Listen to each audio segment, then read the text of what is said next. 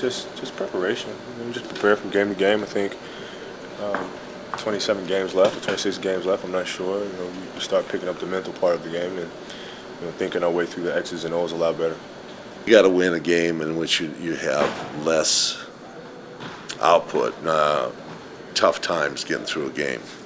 So you've got a little bit of extra for the next night. Boston subbed the other night early in the second period. It cost them a little bit, but they had a 10-point lead, and they were able to do that. And then they went up to Portland last night and beat Portland on their home court. That's how you do it. You hopefully just have to go through an end to finish the game off, and you can manage a game through the middle of it with less time for some guys.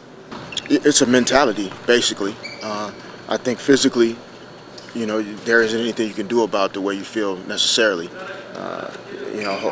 When you go into a back-to-back, it's really mentally making the decision that no matter how you feel physically, I'm going to do whatever it takes to help my team win that night.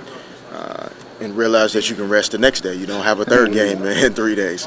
And so it just takes a lot of commitment, and discipline. I think you have to be more efficient even than you were sometimes the first night because physically you're drained a little bit.